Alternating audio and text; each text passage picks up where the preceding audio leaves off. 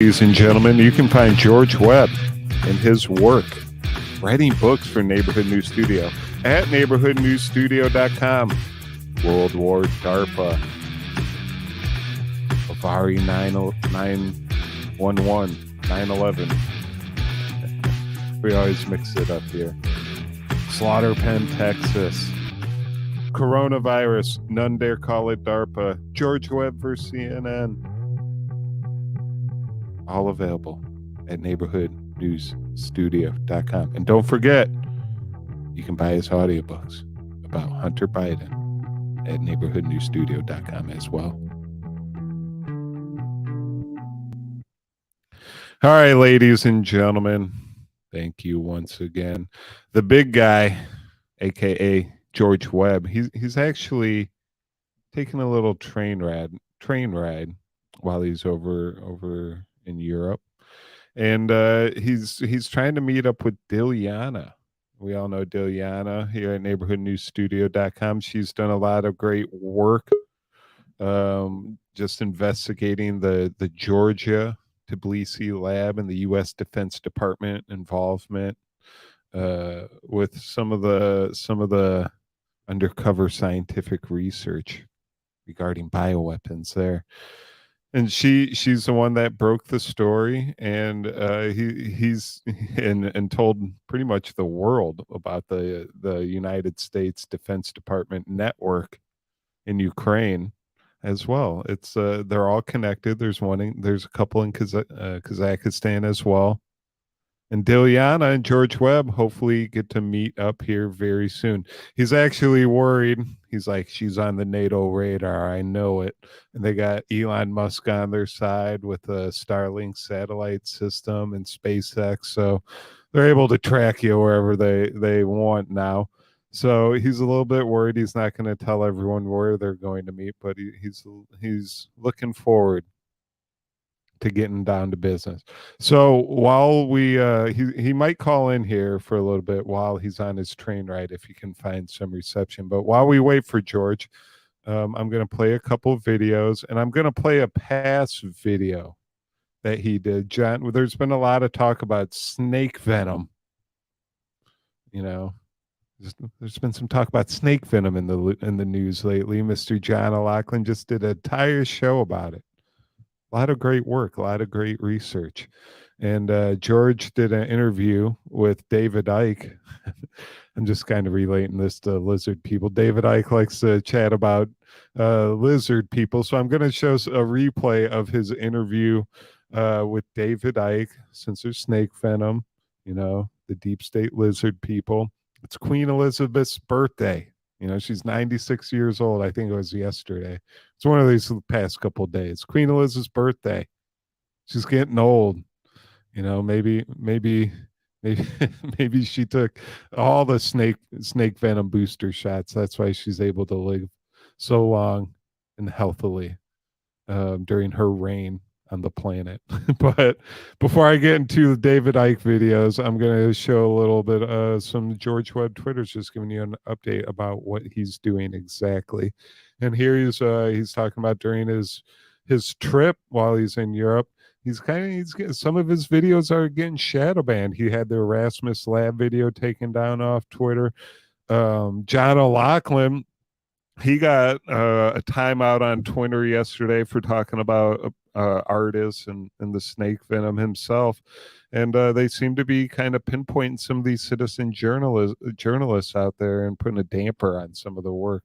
So make sure you go to @RealGeorgeWebb1 on Twitter and give them a follow, because you never know when it will be taken down. We like to showcase a lot of this work here at neighborhoodnewsstudio.com too. So you can always go into the video archive at NNS 24/7 and catch up on George's work. Toward Bulgaria, toward Diliana. I'd love to compare notes with her if she wants to meet. I'm going to be going through Bulgaria, but first Slovakia. You can see here that the aid stations, much less people here than after the bombing. The bombing seemed to trigger the big influxes. I watched it for days up at the border and back here at Krakow. So, but heading to Slovakia, heading to Moldova, heading to the southern four, those southern four NATO. Remember, Slovakia has only got 2,100 troops are going to be going to 3,000. I say they're going to be going to 50,000.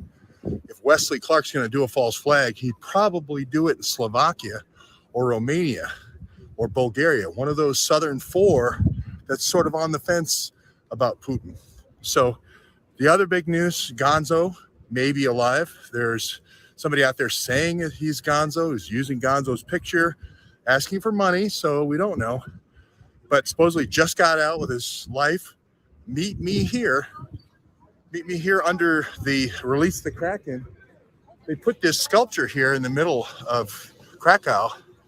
Is this Krakow and the Kraken? This is the Kraken. The Kraken unit is supposedly the unit that killed Gonzo.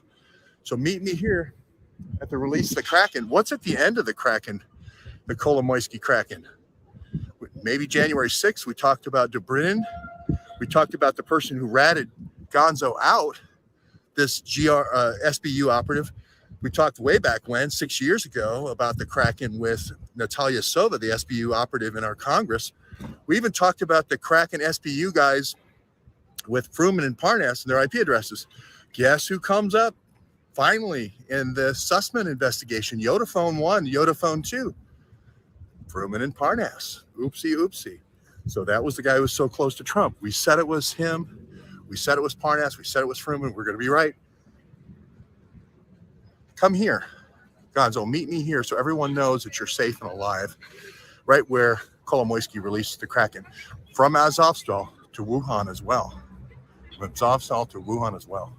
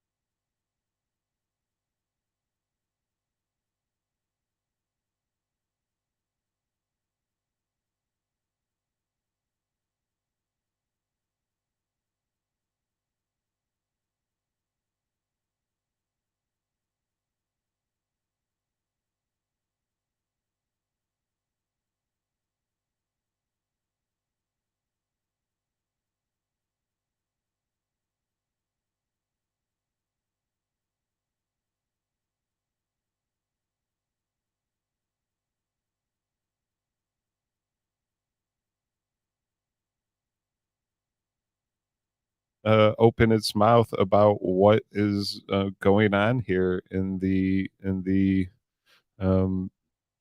what's going on here in the news. So hopefully Gonzo and George can meet up at the Kraken in Krakow. And I think I was having some sound issues there. Everyone was saying no sound. So yeah, Gonzo, he's one of the few citizen journalists out there that dig into Kolomoisky and his business dealings in Ukraine with some of the other oligarchs, using gas and oil, and his Privat bank connections. And also he's dealing with Hunter Biden, Joe Biden, Burisma, Bobulinski. This whole BlackBerry network is all starting to come unraveled in Ukraine, and that's why George Webb is over there. And Gonzo is definitely one of the journalists that has talked about that. So say your prayers to Gonzo. Hopefully he's all right, and hopefully they can meet up. If George Webb, Gonzo, and Dilyana could all meet up together over there in Europe, that would be a great show. And hopefully NATO doesn't find out where they're at. Elon Musk and that Starlink satellite system, they're everywhere. So moving on to the next video on George Webb's timeline as we wait for him. So we're going to be doing some Twitter replays here, just breaking down what he's been doing over in Europe for the past couple of weeks, and I'm going to play a David Icke replay since there's been a lot of snake talk in the news lately, and David Icke is one of the people that likes to call the deep state lizard people. Okay, George Webb, sorry They're all for reptiles. noise, recording on the move here, but we've talked a lot about this steel plant and Azovstal, and I think we're going to pivot here. We've talked about how Kolomoisky and these other billionaires shut down these old plants and used them for war storage, for storing conventional and dark weapons to ethnically cleanse the Donbass. Of course, he's a puppet. Zelensky's a puppet of this. There's a connection to Hunter Biden here with the Blackberries. We have all that. But what I want to talk about today, and of course, we made a little bit of fun about Kolomoisky and the connection with Heinz Feldman and the NATO generals to potentially releasing the Kraken at Wuhan. But let's get back to the steel mill. They're pretty much closed off. They're looking at the final options here. If there is this kind of underground complex, it's better to just move on to where the bios are probably kept. They put these 3,000-pound bombs down there. The advantage here is don't storm the place. Eventually, they'll come out with the bios if the bios are there. Pivot to Kramatorsk. Pivot to the north to Kolomoisky's place. You can see here they're monitoring all the radio messages. They're closing in. They're going to come out eventually, and hopefully the evidence will come out with them. Now, Cloutier, the general that may have been associated with these dark weapons programs with NATO, could have been a throw. It could be really Heinz Feldman all along up here at the Kramatorsk steel mills. Cloutier in the south, General Heinz Feldman in the north. And this is the Meta Invest. Both of these are Meta Invest plants. They both were bought. They both were put out of business to use the property for some other reason. It just makes sense that it would be one of these Meta Invest things. And we talked about Kolomoisky going to Crimea right before the breakout at the Wuhan military games for the first time. And is this the connection to Metabiota and Wuhan? We're going to get back to if the Kraken was released by Metabiota. And remember, where I'm sitting was the home of the Nazi bioweapons program. There you have George Webb on Twitter breaking down Kolomoisky in the biolabs and his connection. So here is his actual Substack he wrote: Erasmus to Azovstal, a bioagent odyssey, following the covert military bioagents trail to a bunker in Ukraine.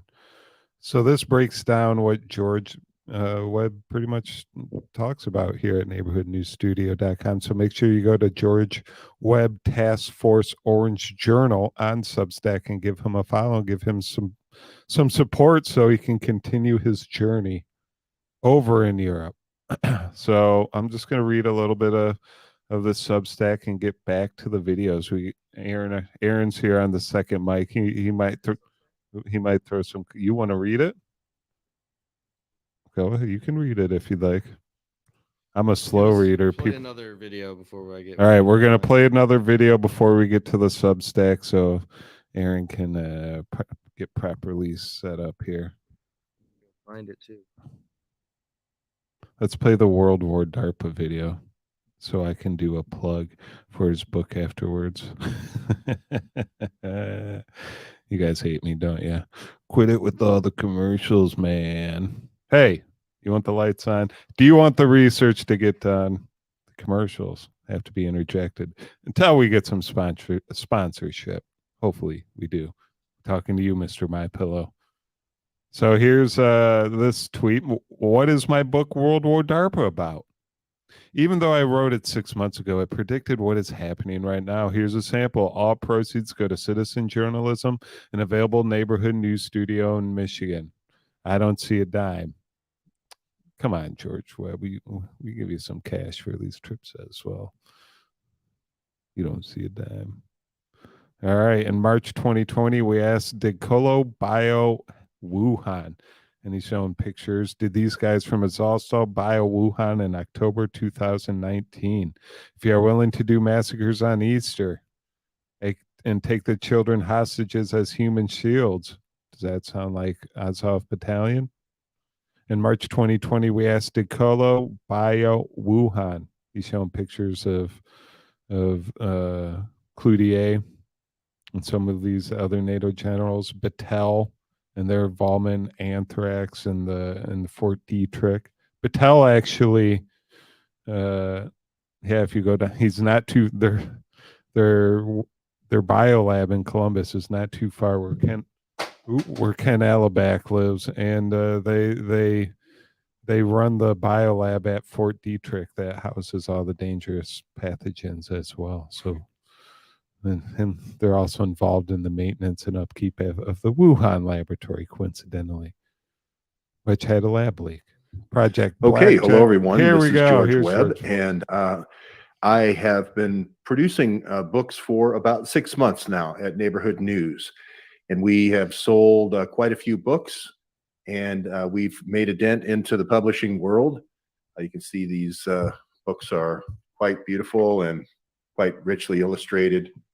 These volumes, 400-page volumes that we've done, a series of them, and 3 of them, or 4, depending on how you categorize them, have been on this topic of DARPA.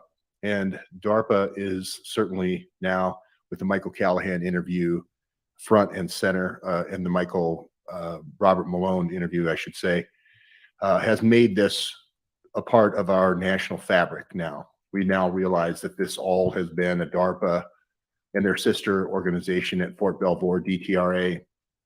This is all a very, very large experiment. It's not only an experiment in DARPA technologies of mRNA, but other technologies in the adjuvants. All right. Here, George Webb just did a promo for World War DARPA. So just make sure, ladies and gentlemen, you go to neighborhoodnewsstudio.com. Ooh, I got to change that writing to white so people can read it. And pick up your copy of World War DARPA, written by George Webb. As you can see here, it also includes the book Citizen Journal, How to Become a Citizen Journalist, Cybel Wears No Yellow Badge, Ghost in the DNC Machine, about Hunter Biden as well, and Schwab Me No More.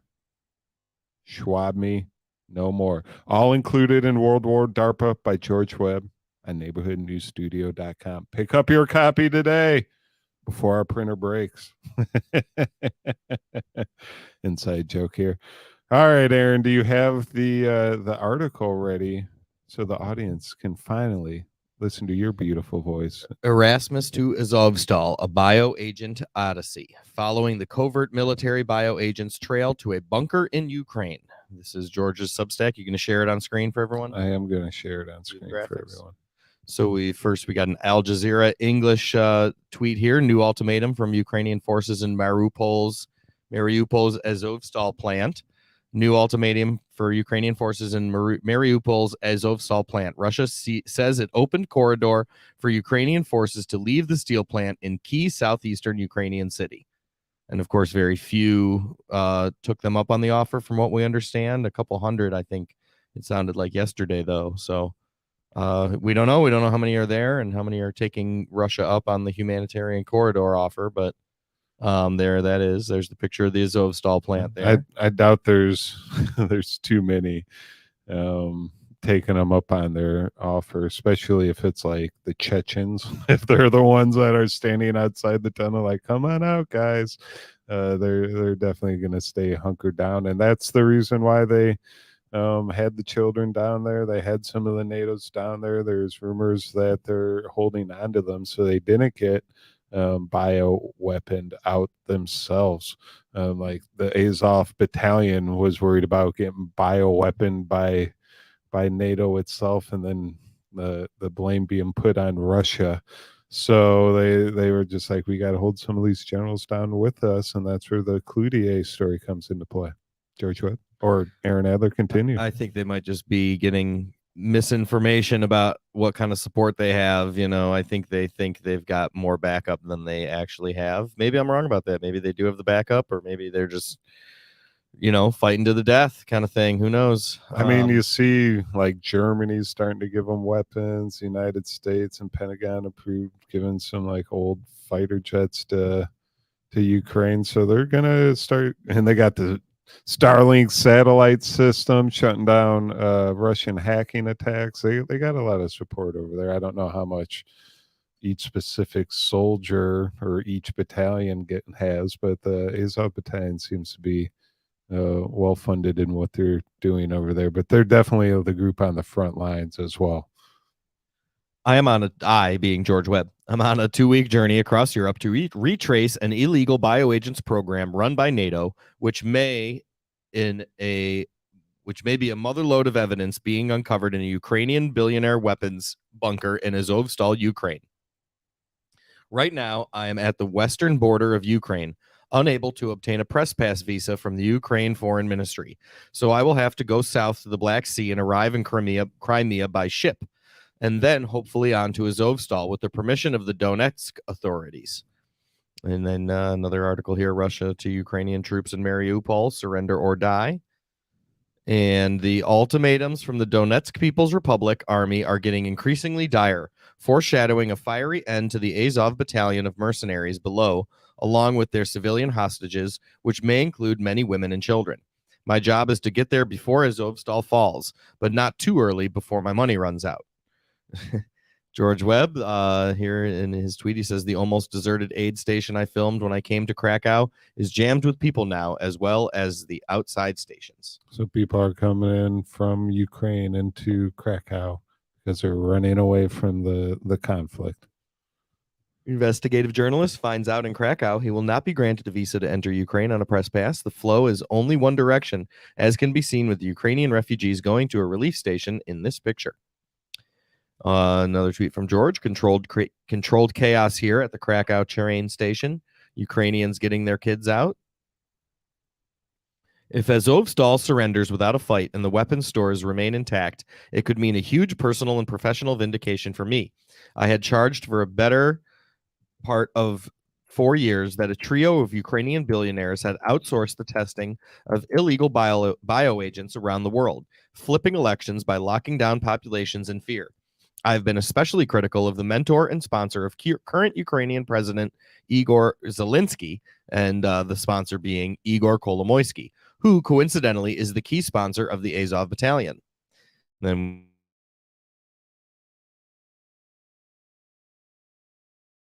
loosely connected to Ukrainian Nazis who keep him on a leash, quote unquote only.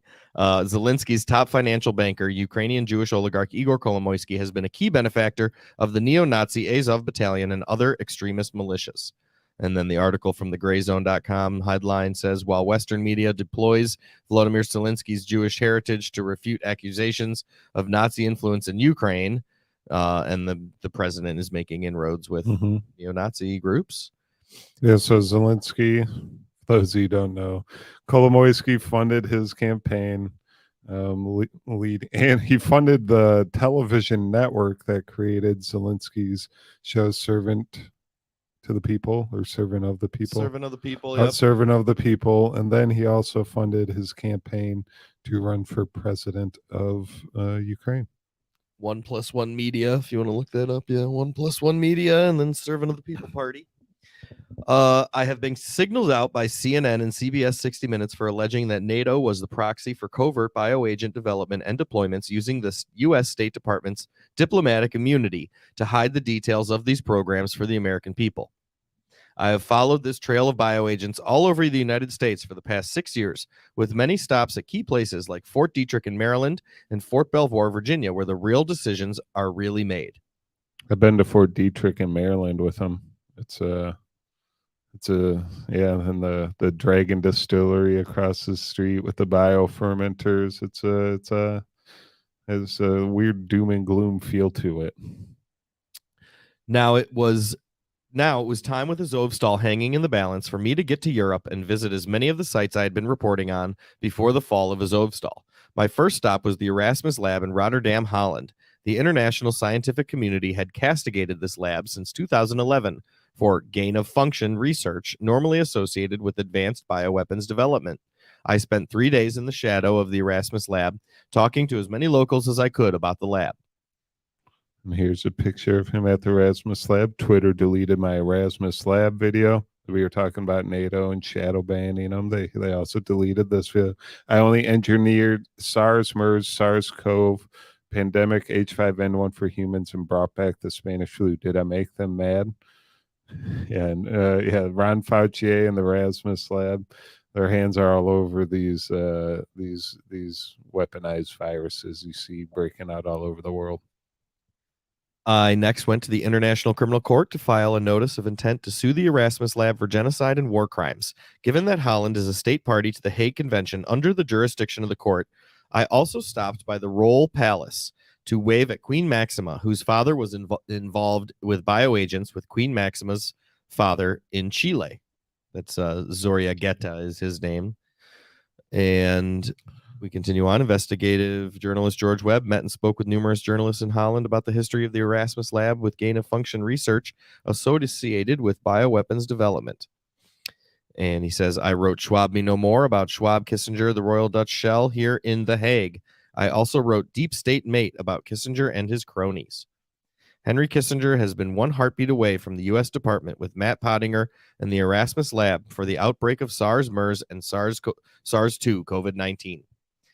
Literally, I was standing in front of the Erasmus Lab in Rotterdam. The ex-director of the CDC, Robert Redfield, announced there would soon be a worldwide pandemic with H5N1, bird flu, that the Erasmus Lab was famous for weaponizing to humans.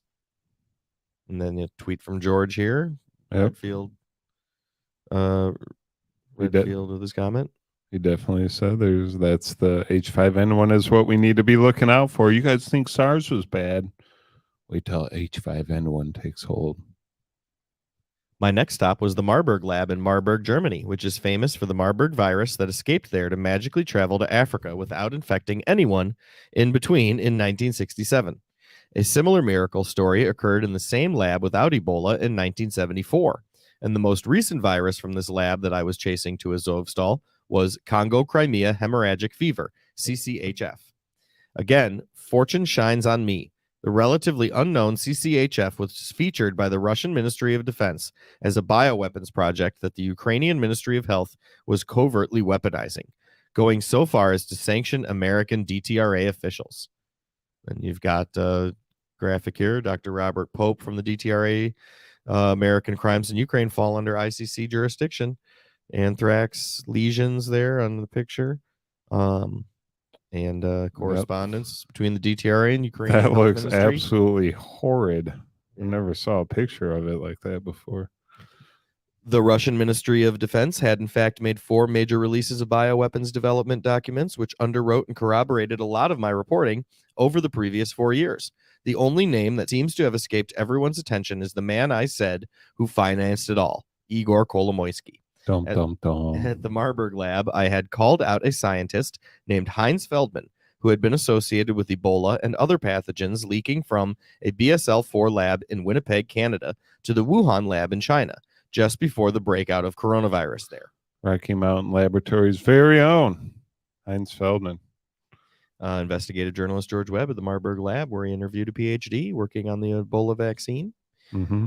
I had also called out another. And this is where Heinz Feldman did the experimental Ebola treatment as well in the laboratory. This was in like the mid 2000s. One of the scientists working on Ebola got accidentally poked herself with a needle somehow, and she ended up getting Ebola, and she took an experimental vaccine to help her get cured.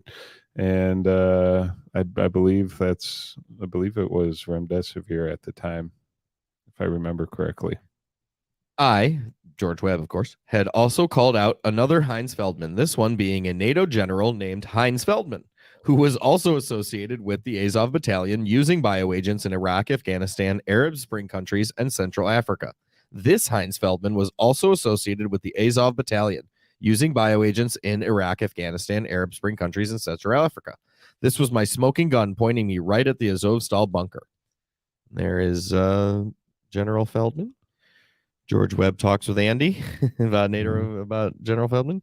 I am at the maximum length of my Substack posts, so we will pick it up right here as I try to go a different way to get to Azovstal. So there you have. Go follow George Webb on Substack. Let me get to his profile picture for everyone.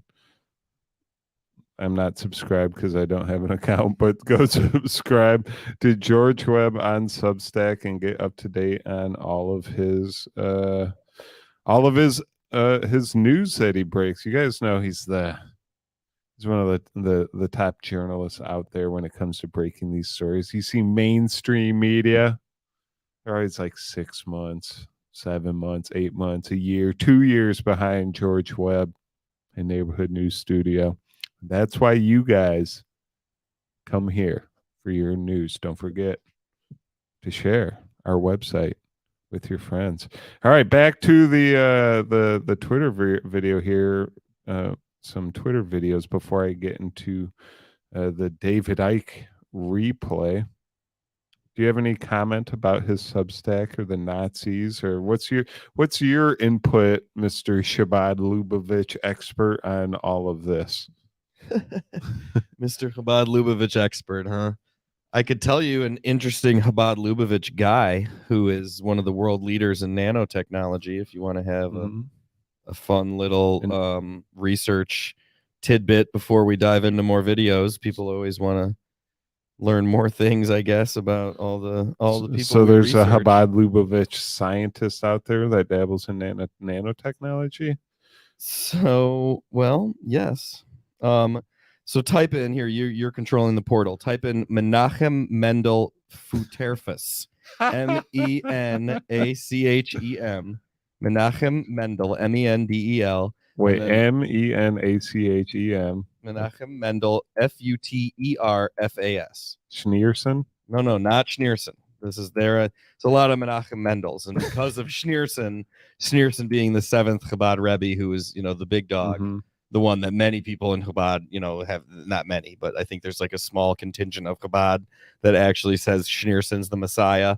But we won't go there. We won't go there. Ooh, you don't want to dig into Schneerson? If Kolomoisky is one of those guys who thinks Schneerson's the Messiah, then I'm gonna be like almost disappointed.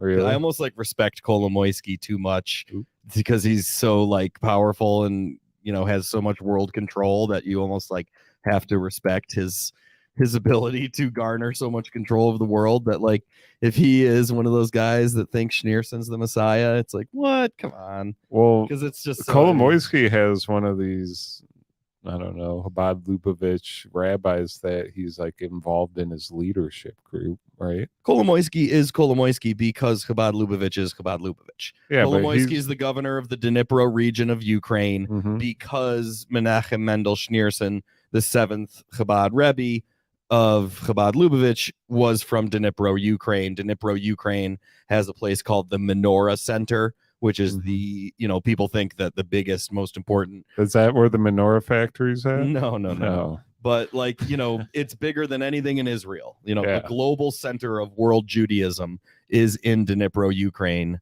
The Menorah Center, it's called. They have, if you got a lot of money, you could have your wedding reception there, your bar mitzvah reception. People go there to have, international, bar mitzvahs and bat mitzvahs. Maybe someone in our audience don't even know what a bar or bat mitzvah is, I guess. But that's when a Jewish boy becomes a Jewish man, right? Yeah, the age 13, kind of like a 13th birthday. It's a long story. Anyway, you had yours at the Oakland Hills Country Club, which recently burnt down, right? Not exactly Oakland Hills, no, a different country club in the community. Anyway, so Kolomoisky gets to be who he is because of Chabad Lubavitch, because of Dnipro, because of all the importance there. And that really those are the ones. Is Borat one of these guys? Who you mean? Chabad?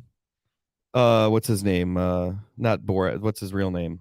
Sacha Baron Cohen? No, he is not a Chabad Lubavitch. Okay. I think Sacha Baron Cohen is a lead operative of the Jewish Colonial Trust.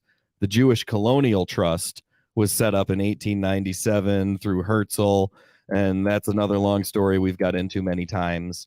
Chabad Lubavitch is an older Hasidic sect of Judaism going back to like the 1700s and stuff, so kind of different, but I do think Sasha and his first Zionist bank.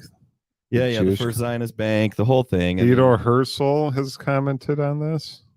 The whole deal. Aaron's answer of who controls the world, not to get too far into it, although I guess George isn't here today. Some people will be like, oh, it's the Khazarians, it's the Templars, the Jewish company, it's the the Catholics. Like, my answer of they, is the Jewish Colonial Trust Company, Inc. set up. This isn't the blonde-haired, blue-eyed guy talking on the screen, by the way. This is Aaron. Yeah, sorry, I'm Adler. off screen. I was only supposed to read the Substack and then get back to paperwork. No, But- dig in. George Webb's gone. I mean, dig the into. Jewish He likes it colonial- when you dig into this stuff. So you I got do your believe chance. the Jewish Colonial Trust Company runs the world, that all the people running the world, all the bankers making all the decisions, all actually own shares and have shares in the Jewish Colonial Trust Company, and they're not actually the owners of any riches themselves.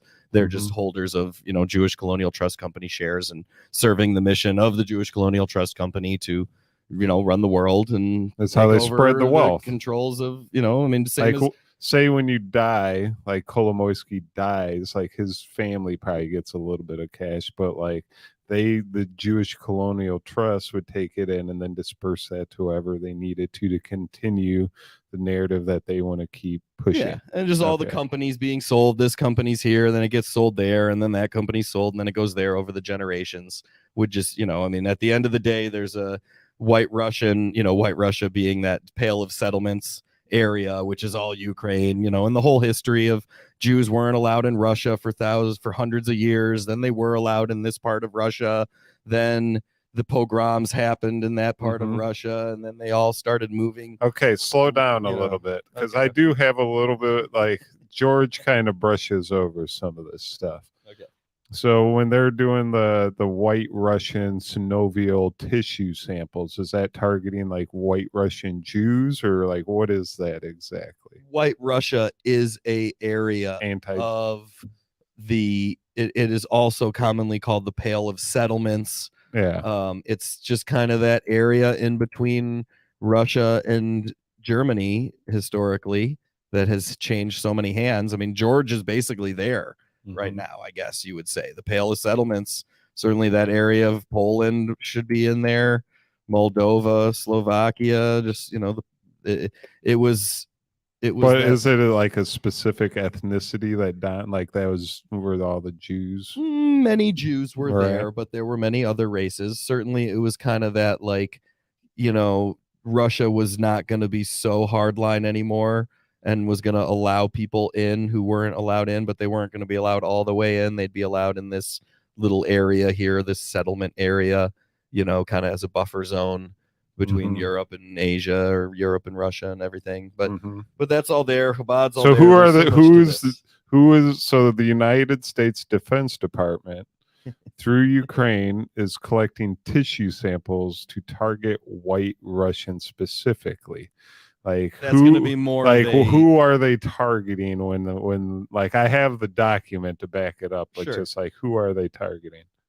more the western part of the Russian Empire, kind of bloodline, right? I mean, it'd be like if you could target Californians over, Massachusettsians, East Coasters versus West Coasters. And certainly in America, there's much more. It's more difficult in America because we're the melting pot. Correct. Yeah. Whereas over there, there are probably very distinct things, between Eastern and Western Russia. Man, I even remember back in college, I remember I met these two girls traveling who were from Irkutsk, and they looked totally like Mongolian Chinese, but they were actually Russian. They were like, yeah, we're Russian. Like Russians look partly Asian because of certain Genghis Khan. Certain parts of it, right? And that would not be the Western parts here, right? So like certainly very different groups, more distinct genealogies, which probably makes targeting, easier for the mastermind scientists. But I don't know how much someone pointed out that you get into here. Someone pointed out the other day that you look like Putin a little bit. I pulled up a picture. I was like, Aaron does have a little Putin in him. I'm sure it's all there. But did you want to get back to where the Chabad Lubavitch guys intersect with the COVID-19? I just wanted to make sure who they're targeting. So that's more just the Western Russian. Yeah. Okay. So back to what got us off on this tangent. Just a little tidbit. A person for folks to research and put in their compound searches is all I was trying to give everyone, I guess, before the question started. But you had Menachem Mendel Futerfas. Did you get him up? Who? Menachem Mendel Futerfas, Futerfas. And this is a very famous Chabad top student of the famed Rabbi Zalman Moshe Futerfis operated clandestine Jewish cheder How do you in spell the USSR. Futerfas? Futerfas.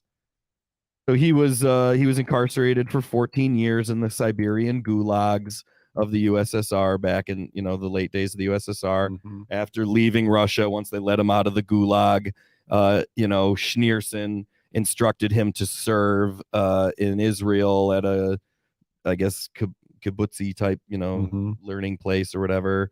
So he's got a long story, interesting story. He's buried in London, so he made his way all around the world. He's not After- Gulag Archipelago guy. No, he Right, is no? not. That Okay. is Alexander Solzhenitsyn. Okay. So we could talk Yeah, about okay. Solzhenitsyn as well, I suppose, maybe on another day. But this guy, just as you go to Futerfas, if you're on, go to his Wikipedia page We're here. and go to notable students. He has one notable student, this famed Notable leader of Chabad, figures. who interfaced Dr. directly. Herman Braunover. So check Herman Braunover. Herman Braunover is a Russian-Israeli physicist, Jewish educator. He is best known in the Jewish world as an author, translator, publisher, and educator. Braunover is known in the scientific community as a pioneer in the field of magnetohydrodynamics. Right there. So water, magnets, and and just all the stuff and connects with all a lot the of what we engineering talked in about on between. Mark's show and Carol's show and all the fascinating things. And he's got a fascinating biography as well. But for those who look at, Chabad and they think they're just like, dancing rabbis sitting there on the banks of the Dnipro, just like praying and waiting for Kolomoisky to, give them their marching orders. Like, Mhm. no, these are certainly people who are at the highest levels. So what's the difference between Chabad and just like your normal average everyday? So there are three Jewish fellow. sects of Hasidism. You really want to get into all this? I mean, you're into it now. in We're the knee deep. 1700s, in like the 1700s, 1600s, there was kind of 1700s, I guess, there was kind of a revolution or like a revival, you might say, in the Mhm. European Jewish community. A lot of people look at the Hasidic or Orthodox would be probably the better word rather than Hasidic, would be the Orthodox Jews. Mhm. They look at them as the kind of like traditional old school guys, but that couldn't be more incorrect. They're actually the kind of like new, even though it's hundreds of years old, the new invigorated European Jew who was going to go back to all these traditionalist roots, right? So they Mhm. grew their hair out and had the clothing and different Mhm. cultural forms to go with the revival in the Judaism, and that was an Orthodox Hasidism, it was called, that grew out of this whole Ukraine, Poland, Romania, USSR, Russia, Mhm. although there wasn't the USSR then, I guess, but this whole area we're researching, and it grew up there, and there were three main sects or three main divisions of Hasidism, Mhm. Chabad Lubavitch being just one of those three. And Chabad is the only one of the three that supports Israel. A lot of people, if you go to Israel, you see these Orthodox rabbi type guys protesting Israel, right? Because their whole thing is like, whoa, whoa, whoa. God was supposed to bring Israel back, not a bunch of white Russian Soviet dudes working with Hitler and creating this like relationship where literally this is why people get confused, and the mainstream media tries to be like, oh, how could they say neo-Nazis are working with Zelensky's a Jew? That's impossible. And it's like, well, what are you talking about? Many Jews, especially in the 30s before the concentration camps, Jews thought that Nazis and the Hitlers were the greatest, biggest helpers of Jews in 2,000 years, that they were going to help them get Israel back, right? Before the final solution of killing the Jews, Hitler's thing was the first solution, which was help the Jews get Israel where they belong and where they naturally should be. And then he started helping them get Israel. So there was a bunch of Jews in Ukraine, USSR, certainly that Soviet area, which were super pumped about that and were really excited to work with Hitler to go and fight the Ottomans or, have kibbutzes or whatever they needed to do to establish the beginnings of Israel as their homeland. And now it's happened. and that's going on, and that's also where I think a lot of these dark bad deal with the devil kind of Nazis and Jews working together relationships do exist. So did Hitler know this Malcolm guy you're talking about? Who? Oh, Futerfus? Yeah. I don't know that Hitler knew that Chabad guy. Okay. Certainly the bad the suspicious connections with Chabad and Hitler do occur in Poland. Actually, it's the 6th Chabad Rebbe. If you type in 6 Chabad Rebbe, you'll find this guy, the one before Menachem Mendel Schneerson. You're getting a first-hand education in Judaism, ladies and gentlemen, on Research Roadshow. The deep state version, many at of the least. Hasidic guys, this is what I'm saying. And many of the Hasidic How do you people, spell Chabad? What? 6 Chabad. Just type 6th Chabad, Chabad Rebbe, Rebbe. Okay. And we'll go to his Wikipedia page. We can go through there too. But certainly Rebbe. Rabbi is the typical rabbi, but they call it Rebbe. Okay, then why are you being confusing to me? So Joseph Schneerson, right? So you're in his Wikipedia page. This is the 6th guy before Menachem Mendel. Okay, so this is Hitler's contact.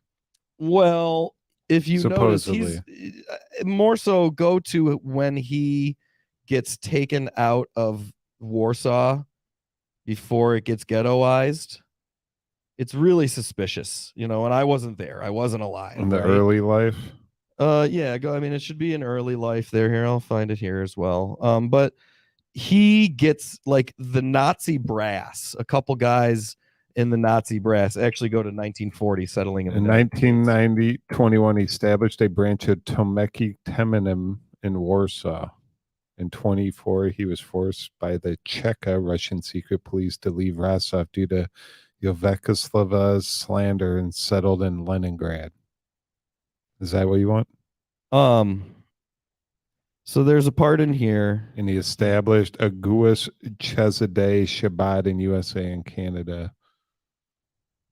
Go to settling in the United States, 1940. Okay. Following Nazi Germany's attack against Poland in 1939, Rabbi Schneerson refused to leave Warsaw. The government in the United States of America, which was still neutral, used its diplomatic relations to convince Nazi Germany to rescue Schneerson from the war zone in German-occupied Poland. He remained in the city during the bombardments and its capitulation to Nazi Germany. He gave the full support of his organization to assist as many Jews as possible to flee the invading armies. With the intercession in the United States Department of State in Washington, D.C., and with the lobbying of many Jewish leaders such as Jacob Rutenstein on behalf of the Rebbe, and reputedly also with the help of Admiral Wilhelm Canaris, the head of the Abwehr, he was finally granted diplomatic immunity and given safe passage to go via Berlin to Riga, Latvia. So, Major Ernest Bloch, decorated German army officer, Jewish descent, was put in command of a group which included Klaus Schneck, a half-Jew. There's a lot there. Like, he got rescued out and taken by the Nazi brass, who ended up killing a bunch of Jews and ghettoizing the Jews in Warsaw, but he was allowed out. And he wanted to stay. Certainly, he's an old man at this point. He dies like 2 years later. He knows that, there's bad things coming to the Jews in the area, and he wants to help. But because he's Chabad Lubavitch royalty, he's staying. You got to go, man. You got to go. We got to get you out. Probably because he's not even in charge of the levers of Chabad Lubavitch and its empire by then. And it's just like, we got to get you to New York where the thing's going to be. And Chabad is no longer in Lubavitch. It's in New York now. It should be called Chabad New York. Yeah, it's at the 770 Eastern Parkway in Brooklyn. Definitely Schneerson's main thing was to make Chabad's capital New York City. It used to be just Chabad. Then like generation 2 or 3, it goes to this town called Lubavitch. Then it leaves Lubavitch, the capital of the movement, you might say, leaves Lubavitch. The name just kind of stuck. And then, they go to New York as their capital. And now really, even though New York is where they do all their dealings and selling of diamonds and gold and things, I'd say Dnipro, Ukraine, where Kolomoisky was the governor, is probably, the main, maybe second city of Chabad. but in general, I don't know. This is an interesting tangent, I guess. Well, for the that's day where, George yeah, isn't that's where, around. that's Kolomoisky's connection is. That's where Kolomoisky yeah. comes in. Kolomoisky gets to be the power player that he is because he is a broker for Chabad Lubavitch, right? Hundreds of years of Chabad Lubavitch becoming, as Brendan O'Connell, who a lot of people in the audience know. Brendan's really one of the only other ones out there who talks about Chabad Lubavitch. And I mean, he always says that they are titled as, or, nicknamed the greatest intelligence agency in world history. Chabad Lubavitch, better than the CIA, better than the Five Eyes. Like, these guys got it all going on, right? And hundreds of years they've been establishing this there over in that part of the world, and Kolomoisky gets his power because they have their power. But I don't know. Let me read this little excerpt. so this is the latest New Year edition of Focus magazine, a Ukrainian publication named Shabbat's Rabbi Shmuel Kamenetsky, chief rabbi of Dnipropetrovsk,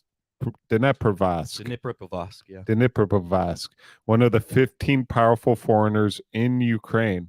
Rabbi Kamenetsky was named along with U.S. and Russian ambassadors said to seriously influence developments in Ukrainian life. Also named in another focus rating of 200 most influential Ukrainians were leaders of major financial industrial groups, 3 of whom are members of Rabbi Kamenetsky's advisory board.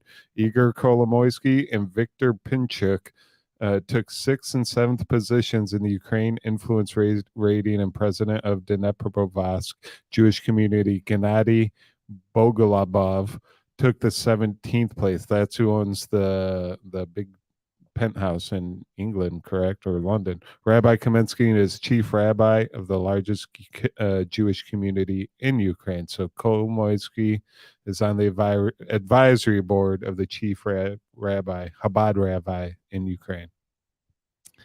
Yeah, it's all there. I mean, these guys are these are, passionate Jews, certainly like that Orthodox, but, new, to them, it's new, to them, there was 1,000 years of milquetoast Judaism. I don't know if they'd call it milquetoast, just, mediocre, not following the rules, not, being as devoted to God as you need to be. And then there was that reinvigoration back in the 1700s. Chabad was certainly one of the 3 Hasidic sects that grew out of the 1700s there.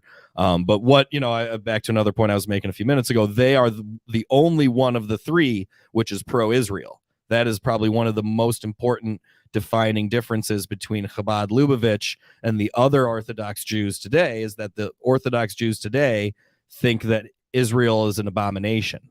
They think Israel was set up based on all these unholy alliances, which I frankly think is true. I think Israel is basically a bag holder, for the Jewish Colonial Trust, which was set up way before Israel. I mean, Jewish Colonial Trust, late 1800s, Herzl's dead 30 years before Israel becomes a country. So I do think Israel is kind of like this business arm for the Jewish Colonial Trust, and Chabad is cool with it, clearly, because Chabad has some interesting connections, which are way over my pay grade, possibly over Kolomoisky's pay grade. Kolomoisky may just be the guy who's got to be out there doing the work, I don't know. But did Kushner have any Chabad connections? Kushner and Ivanka go to Chabad every Saturday. Okay. Are you kidding me? I mean, I know this. I just want the audience. You were queuing it up. Ivanka. I have to play the dumb guy sometimes. You can YouTube Kushner. Go to like Kushner, Ivanka, Chabad, and there's different videos of them at the Chabad, in New York on Saturdays. They go to the big Chabad synagogue on Saturdays. Has there ever been pictures of Kushner and Kolomoisky together at one of these Chabad events? But yeah, I mean, there's a lot of misconceptions. People think they all have to be bearded. They all have to be, a certain way, and that is not the case. And certainly the difference with Israel is a big thing, because Chabad guys, even though they are that Orthodox part of Judaism, they're okay kind of working with the, the Israel banking appendages and, above board or below board connections that might be there. Whereas the other Orthodox groups are just kind of protesting and trying to and it seems so, like, if you don't know all this history, you're like, what? Jewish guys, Orthodox Jewish guys who don't like Israel? But yeah, most of the Orthodox Jewish guys don't like Israel. They think it's an abomination and, usurping God's authority of what God said he would do in the Bible.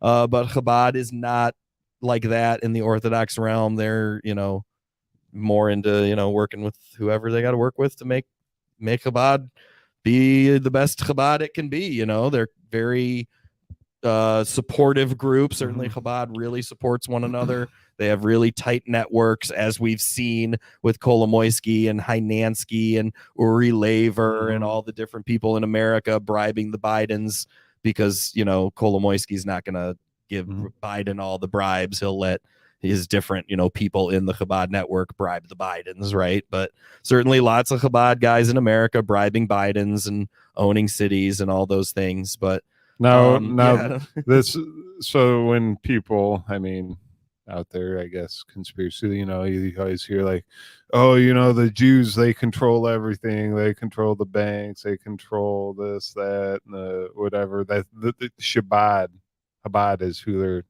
talking about, correct? In your opinion? No, in my opinion, it's the Jewish Colonial Trust. Or the Jewish Colonial which is not Trust. Chabad. Different group from Chabad, right? And the Jewish Colonial Trust guys, this is why, I should maybe start a Jewish Colonial Trust show or something, right? I need updated. So few people talk about it, and probably because they'll be like, oh, moo, anti-Semitism. But it's not anti-Semitism.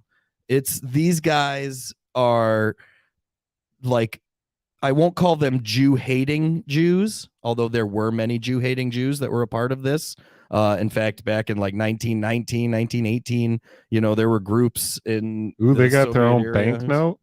They got it all, man. Yeah, nice. Absolutely. I showed you all this, but these guys like Herzl. Yeah, that's a very important document right there. Show that. Good call. Herzl, his son wasn't circumcised, right? And that doesn't mean anything per se, other than Herzl was all about how Judaism wasn't a religion, it was more a people, and it wasn't all about Jeremiah or Isaiah or Ezekiel or Genesis or Exodus. It was a cultural thing, and that's fine. That's all well and good, and that's appropriate. Certainly, that many religions become less devout and become more sewn into a social aspect. Nonetheless, that is kind of the deal, that these guys who couldn't tell you the first thing about, kings or judges or the prophets or psalms or any of that stuff, and they really would scoff at it. They organized themselves and went and took the took the Holy Land, the biblical Holy Land, for their own control, and took many levers of world power through this, through this using of their Judaism shtick to garner support for themselves. Yeah. Whereas the Chabad guys certainly are more into the actual Bible and the religion and the devoutness. So I kind of. So these are the people who are like, we can take an advantage. Never let a good crisis go to waste. Herzl specifically was a journalist who was covering something called the Dreyfus Affair.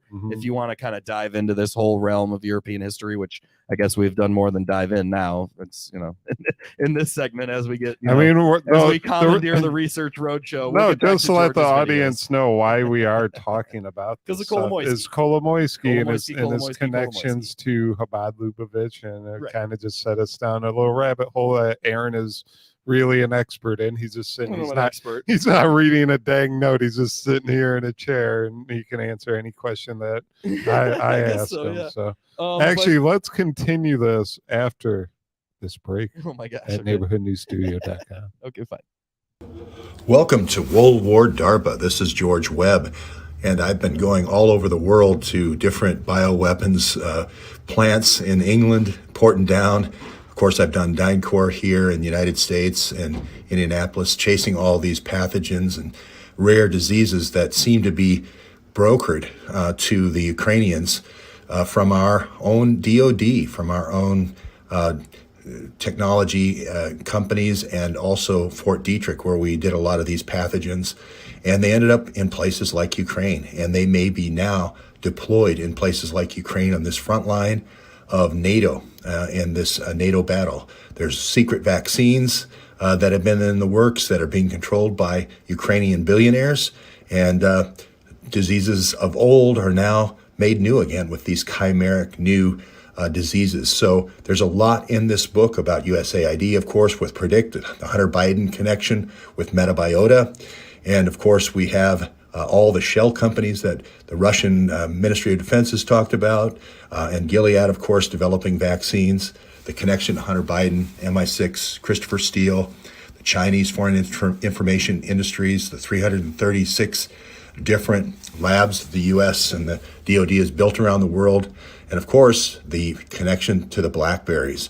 History is repeated now from 1943, right now in Kiev, the Cossack dancer himself, Christopher Steele, giving pathogens for these crazy bioweapons programs to migrate bats with ticks and fleas and mosquitoes, as well as migratory birds, believe it or not. So we cover all the details, and of course, the ever-present Klaus Schwab is there. I go over all the different appearances I've made and the books I've written to cover the topic, and all new, all updated. So if you bought the existing book, you're going to see all new graphics and a new update, and it's going to be about 1/5 the price of the old book. So this is going to be an audio-visual book. You're going to get all these new graphics, all these new updates of gathering of information from various. All right, ladies and gentlemen, that audiobook is actually available at neighborhoodnewsstudio.com right now for $12.99. neighborhoodnewsstudio.com.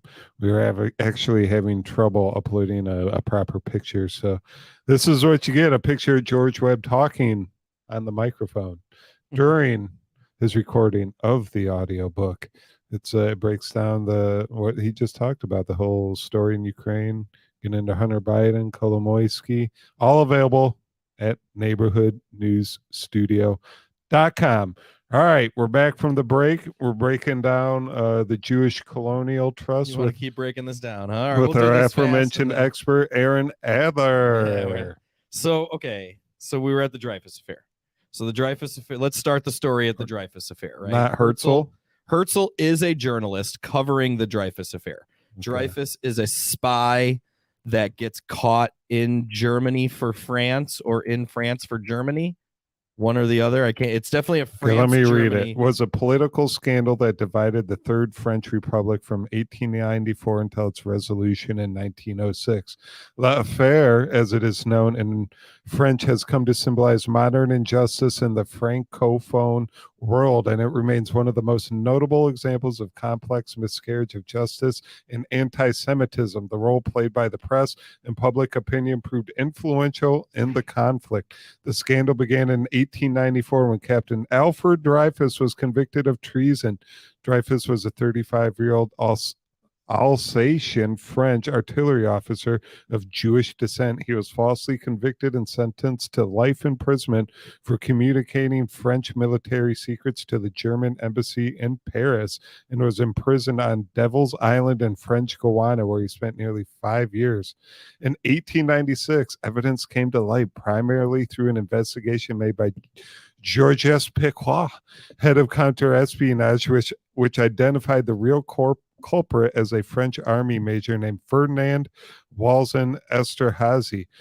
When high-ranking military officials suppressed the new evidence, a military court unanimously acquitted Esterhazy after a trial lasting only 2 days. The army laid additional charges against Dreyfus based on forged documents. Subsequently, Emile Zola's open letter J'accuse on newspaper La Aurore stoked a growing movement of support for Dreyfus, putting pressure on government to reopen the case. In 1899, Dreyfus was returned to France for another trial. The intense political and judicial scandal that ensued divided French society between those who supported Dreyfus, such as Sarah Bernhardt, Anatole France, Charles Pegua, Henry Poincaré. Do I need to keep reading this? Okay. Now, yeah. Okay, so he's a journalist.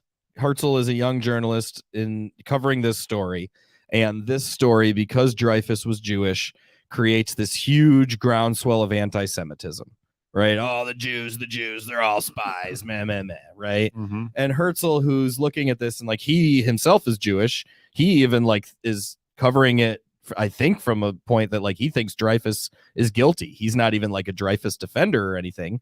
He's just like, man, this is crazy. It's 1890 something, he thinks they're everybody in their era thinks they're in modern times, right? And it's like Herzl basically is like, dude, we've come this far, thousands of years from Jesus or whatever, and people still hate Jews. They're not going to stop hating Jews. Let's just get together and get out of here, guys. And then the rest of his life is basically working on getting the Jewish community, organized, supportive, and out of Europe where they can go and be a productive community, because he basically and set up a Chabad headquarters in Brooklyn. No. Herzl is not Chabad. Do not confuse Herzl and Chabad. We probably wove too much Herzl and Chabad in this to begin with, frankly. But to the extent that it all happens over there in that Ukraine, Western Russia area where we're seeing so much going on and where George is and everything right now, there, it's important to learn about, certainly. But Herzl's, theme in life after the Dreyfus affair basically becomes, Europeans are never going to accept Jews. Let's get the Jewish community and get the heck out of here and go somewhere and organize ourselves into a company or a organizational block of Jews who can support each other moving forward. And I believe they have done that successfully from, what I can ascertain of the world we live in now.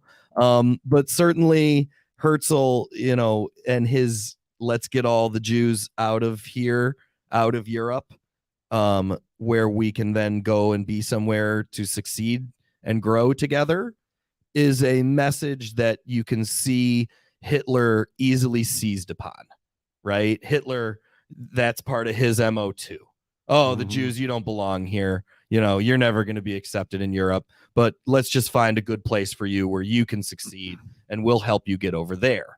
And that was why this Nazi/Jewish unholy alliance was such a match made in heaven or hell or wherever, somewhere in the match, because Hitler's shtick is, Jews need to go somewhere together and be there, which isn't here. And Herzl's thing is, we Jews should go somewhere and be together and be productive, and it ain't here. Europe ain't going to be the place. Thousands of years of discrimination and putting us in places they don't want us. So let's all do it, right? And then the decades unfold. If you were a German doctor or a German lawyer or a German businessman and you were Jewish, you probably thought of yourself as a successful lawyer or doctor or businessman before you thought of yourself as a Jew, right? The same as with many people here in America. Many people think of themselves professionally as a more important part of their life than maybe their religion, right? But then this guy Herzl's coming in, and this group of people who are like, well, we all got to get out of here, guys. We got to go, time to go to Madagascar. First, their option, they think they're going to go to Madagascar. Then they think they're going to go to a couple other places. Eventually, they settle on Israel, the Holy Land, because they're like, well, there's already a couple thousand years of, substantiation that we should go over to this place. I think it'll be better for us to go there than Madagascar or somewhere else. So they do. So they pick Israel. They begin setting up in Israel, but that unholy alliance between those Pale of Settlements Jews of, specifically Herzl was from Budapest, which is in Hungary, which is a little more west even than where George is at, I believe.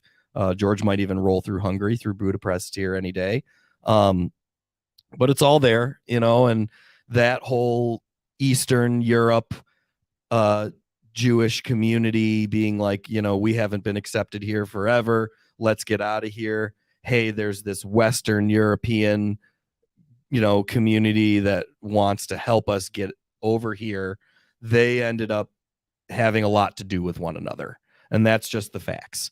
And I suspect that when you see Zelensky shaking hands with neo-Nazis today, and, went through the whole Chabad background and other I things. got a little Yeah. excerpt here from Theodore Herzl from There's- the Jewish Chronicle, a solution of the Jewish question by Dr. Theodore Herzl.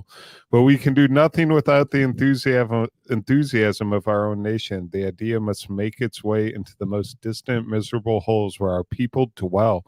They will awaken from gloomy brooding, for into their lives will come a new significance. Let each of them but think of himself and what I believe that's vast proportions the movement must assume, and what glory awaits those who fight unselfishly for the cause. A wondrous generation of Jews will spring into existence. The I can't read that, my eyes are bad, will rise. The Macarons. Maccabees? Yeah, Maccabees? Is it the Maccabees? Maybe. Yeah, Maybe the Maccabees. that is what I'm not it looking is. at the screen. I Sorry, know it's an old newspaper too, so half the letters are You get missing. it though. I mean, he's And so it stirring will up the be, Jewish it community. is the yeah. poor and simple who do not know what power man already exercises over the forces of nature. It is just thee who will have the finest faith in the new message, for those have never lost hope of the promised land. So anyway, we've covered a lot here in this tangent segment. I think, I do certainly what he's saying there is, Israel will be a place where all the Jews can go and, be safe and supportive of one another. And I do think that that's a beautiful thing, which is the case and is happening. And I do support Israel, and I don't think Israel should go away or anything, even though I think recognizing the unholy alliances, which fostered the beginning of Israel, is important. And I think recognizing the Ukrainian, Western Russia influences there is also very important to our current events today. Mm-hmm. It's certainly there. The Chabad thing, the Jewish Colonial Trust thing are not the same, but they're clearly woven together. I don't know. I mean, the last comment I'll make is, in terms of a Bible study comment, the only way, God gets all the glory, everyone. This will be the Aaron's God, comment, right? God gets all the glory. How was he going to give this land, this Israel, back to the Jews, as he said he was going to do in the Bible, without them getting the glory? Well, he was going to use the ones who didn't care about him. And he did, and they have, and they're there. But, not to get too, I don't want to take George's show that far off the rails. So it's like, well, they are back in Israel now, and they really don't deserve any of the credit because an unholy alliance got them there. And that sure does mean that God gets all the glory again, doesn't he? So that's just, as I look at it from 10,000 feet or however many thousand feet, I do support Israel. I think it's a great thing.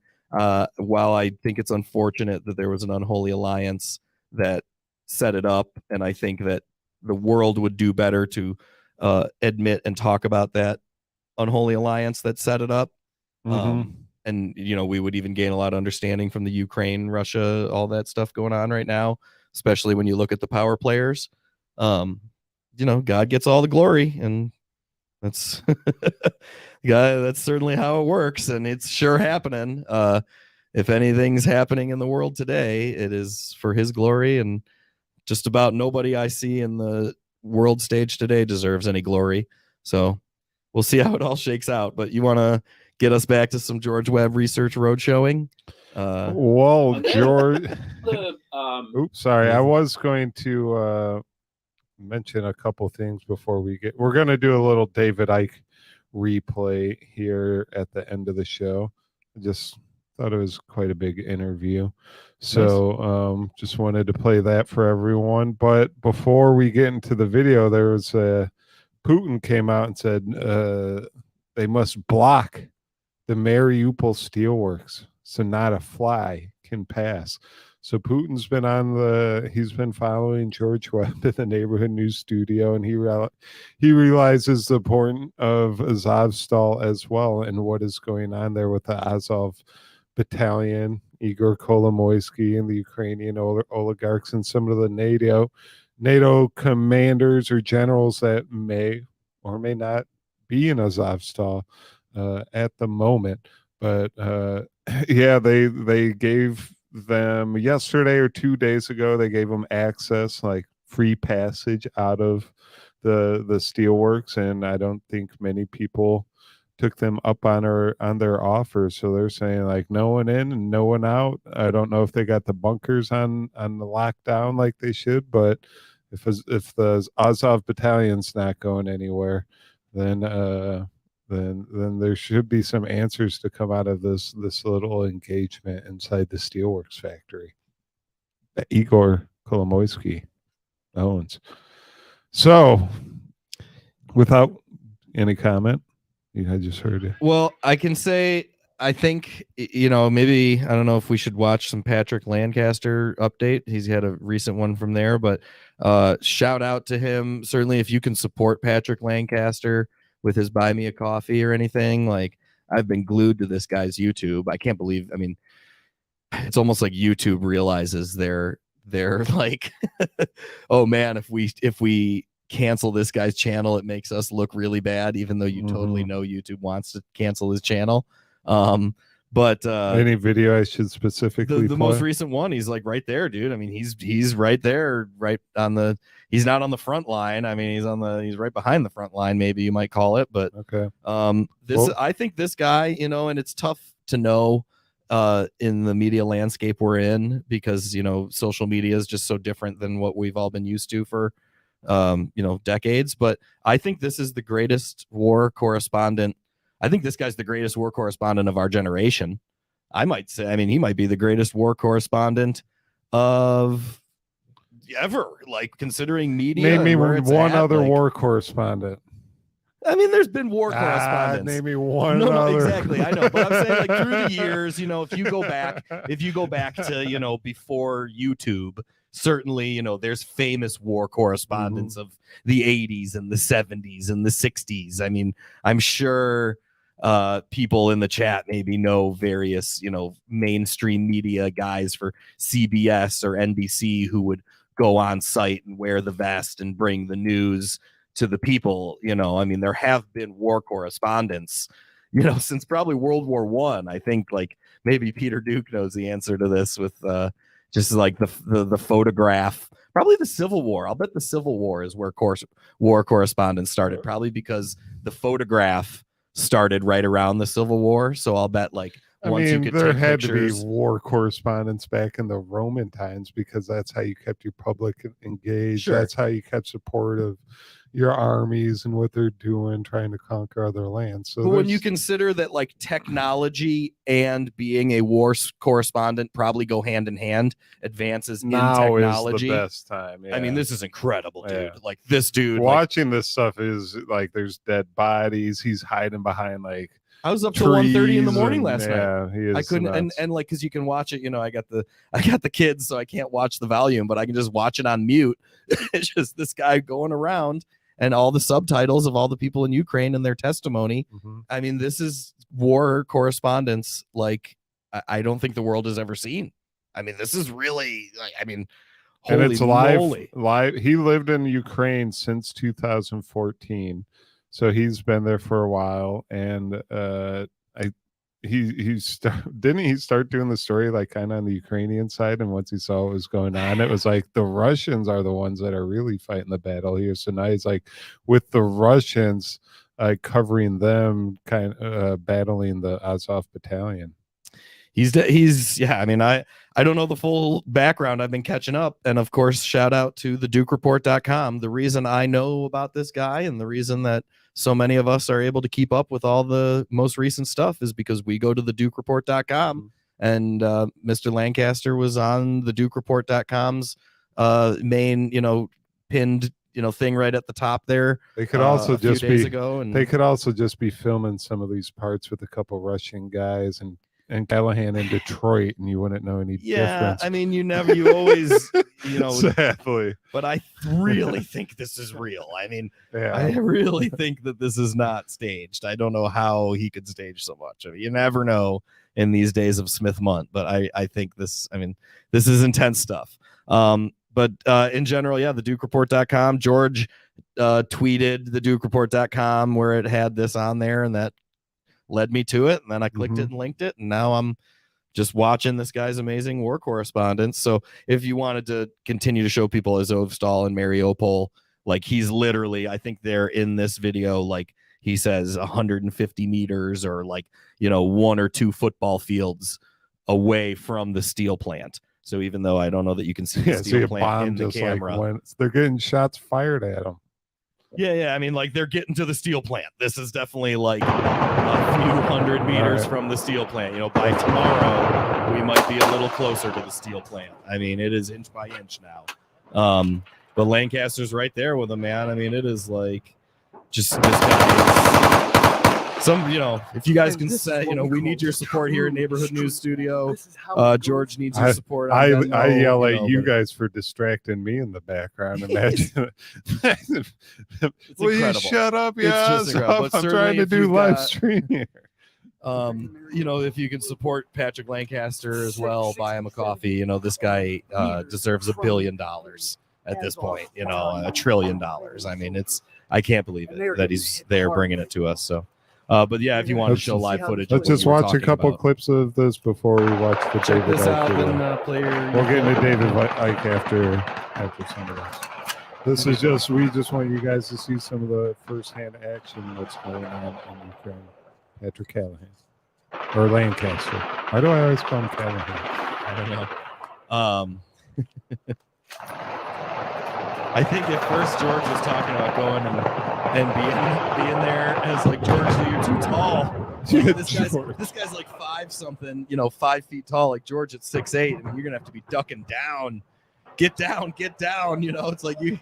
It's like I can't get down George. anymore. I mean, this guy's ducking down every 30 seconds. Like George would have to get real down.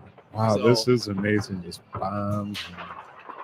I mean, and as if the Ukrainian Azovs care that he's got a press vest on. He's running around with the press vest and the press helmet, as if some Azov guy on the 4th floor being a sniper is like, oh no, that's a press member there, not going to shoot him. Frankly, they probably realize that him bringing this coverage via YouTube is one of the most valuable and important things in the world. And he's probably more of a target than even the Russian soldiers, just as we're seeing with Gonzalo Lira. In the information war, the information bringers are targets. And, this guy, bless his heart, man. I mean, bless his heart. Pray for him. Support him. Certainly support George as well. Support Studio, yes. In the information war, it's tough. But yeah. We're pulling back. Angle. I see someone saying this is an advertisement for Call of Duty players. I don't know. You never know in the media landscape. We don't want to be on the wrong side, but this is out there, and it is very compelling footage. So.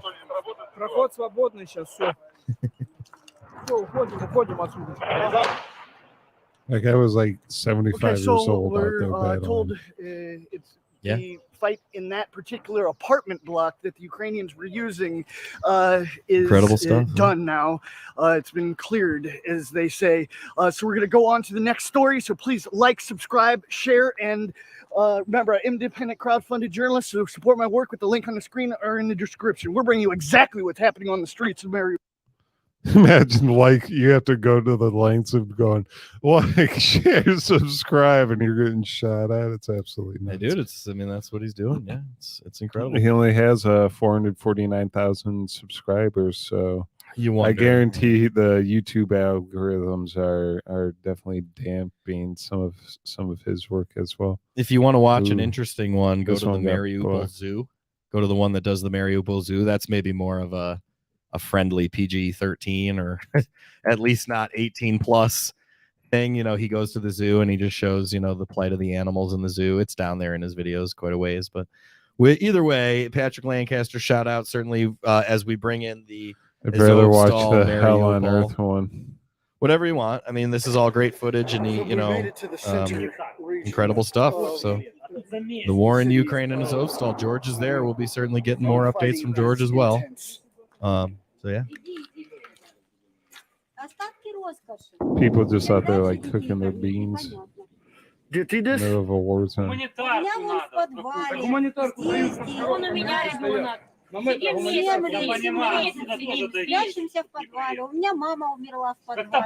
mom died in the basement.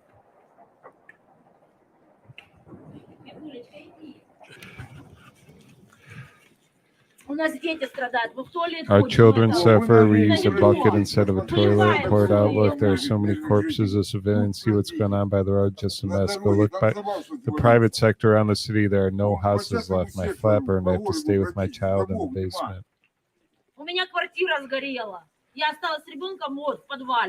And what was the point for my parents to earn money and buy the flat? What can I leave now to my children? Ruins. Look, there are no glasses. How to live there? My parents also left me in their grandfather flat. Now there's no glasses can be changed, but those houses that burned down, it's much worse there. Excuse me, my flat burned where I lived with my child. That house also burned. Man, my house also destroyed in Donetsk, and I'm homeless. We believe you too, but what should we do now with my child? It doesn't make anybody better. It is what it is. Центральный район города Мариуполя. Вот We're где in the central находитесь. district of Можете Mariupol. посмотреть, что творится. Полностью все разрушено. Вон там снаряд. Вон дальше, смотри, дырки видите. Talking about Вон, иди, вот, смотри. shells Вот. landing Иди, at 4 a.m. in the morning. Вот, смотри, прилетело в 4 утра. Сегодня? Нет, это неделю назад. Вот. Вон В подвале мы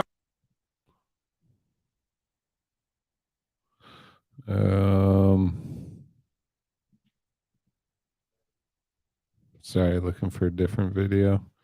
All right, ladies and gentlemen, go support Patrick Lancaster and his work that he is doing in Ukraine, covering the conflict over there firsthand. It is not very often, like Aaron said, that you get that type of firsthand look. Just, I mean, it is edited, but unfiltered by governments or agencies. It's just, it is, the video footage is what it is. And Lancaster is currently with the Russians, covering them fighting the Azov Battalion. And that's who we've been digging into here at Neighborhood News Studio. Some of their, they try to create civil unrest in some of these supposed riots around the country. They around different countries across the world. Their involvement with Igor Kolomoisky, Igor's involvement with Zelensky, and then his involvement with the Bidens and Burisma and the gang as well. On top of that, there's a U.S. Defense Department funded biolabs in Ukraine, and that's one of the reasons the Russians are battling this conflict. And they've had multiple leakovers into Russia from these biolabs in the past dozen or so years. They've had an anthrax outbreak in 2016. They had some stink bug outbreaks. They've had some bird flu outbreaks, all because they're saying because of these biolabs, and they're sick of it. And so let's switch gears here. There's been a lot of chat about snake venom and how that's part of our, I guess, SARS-CoV vaccine supply. And one citizen journalist that likes to talk about lizard people / reptilians is David Icke. And George Webb has done a couple interviews with David Icke here at Neighborhood News Studio. And I just thought it'd be nice to kind of let you guys dive back in and check out some of this interview. So here you go. I'm going to skip over some parts because they do a lot of talking about just like the process of writing and stuff like that during some parts of this. And I just kind of want to get into the dirt. So bear with me. If I'm doing a jigsaw puzzle, I mean, I've not done one for a long time, but if I am, I have to find the straight pieces first, and I have to put the frame in place. And then you can put the other pieces in once the frame is there. And of course, the more pieces you put in, the quicker you put the later pieces in, because you can see where they go. And so when I started coming across in the early 1990s that the world was not controlled by the people that appeared to be controlling it, I wanted to know how they did it. Because, you know, the reaction you get is an understandable one, is if a few control the world, how can they do it? It's impossible. There's too many people. But it was happening. I could see it was happening. So my question is, how do they do it?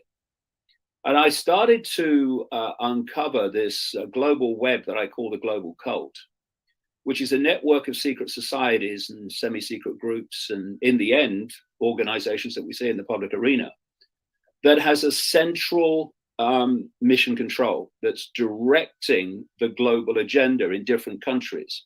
So you see, again, you know, the COVID era is a wonderful example, because you have seen how almost every country in the world, not quite everyone, but almost everyone, has bought the same narrative for the COVID story and has responded in the same way. Now that, by the law of averages alone and statistically, is very strange. You'd think that some people would, or quite a lot of people would, have a different way of responding, maybe. But they haven't overwhelmingly, because it's centrally coordinated. And so by the time this was playing out in this COVID period, I knew how they were doing it, because I'd researched it before. And how they do it is they have this, what I call the spider in the web. And then there is this, this web goes out, and all the different strands of the web are secret societies, semi-secret organizations, like I say, and corporations, governments, banking systems, media, etc., in the world of the scene. So the strands immediately around the spider at the center are the most exclusive secret societies. And many of them don't have names because that makes them harder to track. You come out from them, and then you're into the realm of, still in the unseen, of the secret societies we do know about, but overwhelmingly don't know what they get up to, especially at the inner core level where it really goes on. So you're looking at the Freemasonry network and the Knights of Malta, the Knights Templar, the Jesuit order, inner core, and so on. And then you come out from the spider and you meet this area that I call the cusp. This is where the hidden meets the seen. And the idea and the role of cusp organizations is to take the agenda coming out of the hidden from the spider and to play it out in the public arena, the world of the scene. And so these cusp organizations are where you find this absolute global explosion of what are called think tanks and non-governmental organizations, NGOs, and that this is where the Soros money comes in, because he and others like him are funding this NGO think tank Webb to a very large extent. And their job, like I say, is to take the agenda and to play it out in the public arena as if it's random and as if it's governments that are making these decisions and that decision, and oh, it's a good idea if we go this way and we go that way. And basically they are coordinating a common response to subjects, like you've seen the common response to COVID, and you're seeing the common response to the hoax of human-caused climate change, and they are those responses are coordinated. So again, even with climate change, you're seeing the same responses almost all over the world, and the acceptance of the same narrative. And in these cusp organizations, you've got what were a long time ago were at the cutting edge of much conspiracy research. It's gone far, far beyond that now, but you're looking at the Bilderberg Group, Council on Foreign Relations in America, the Royal Institute of International Affairs in London, the Trilateral Commission, the Club of Rome, which was created in 1968 to exploit the environment as a excuse to transform global society and to impose the will of the few on the fine detail of people's lives. This is where the human-caused climate change hoax came from. And these organizations operate around a central secret society in their own little web. You've put a picture on the screen of it. The secret society is called the Round Table. It was started by the Rothschilds in London in the latter part of the 19th century. And its first head was Cecil Rhodes. Cecil Rhodes was the man who plundered Africa for the Rothschilds, the diamonds mines and the gold mines, etc., and manipulated the so-called British Empire, which was a cult empire, to take over the lands of Africa, particularly South Africa. And from this round table, many things came out of it. In fact, the Balfour Declaration during the First World War, where the British government declared that they would support a Jewish homeland in Israel, or in Palestine as it was, actually came through the round table, because Lord Balfour, the Foreign Secretary who made the declaration was not actually an announcement in the House of Parliament. It was a letter sent to Lord Rothschild by Lord Balfour, saying that the British Empire, the British government would support it. And Lord Balfour, Arthur Balfour, was an inner core member of the Round Table. And so the Balfour Declaration that really started the process for the takeover of Palestine was a letter from an inner circle member of this Round Table based in London to Lord Rothschild, who was funding the Round Table. And of course, official history never tells you that. They don't make those connections. This network around the Round Table has been very, very influential and continues to be today. But there are other levels of it that are deeper and more important, but it's a very significant part of this web. Well, let me take you around the table a little bit to a guy named Sir Henry Wellcome, who is, I consider, the bioweapons guy at the Round Table in Africa, and the Wellcome Trust. And you write a lot about GlaxoSmithKline in your book with regard to COVID and the vaccines and so forth. So I'll just start with Sir Henry Wellcome and let you go from there.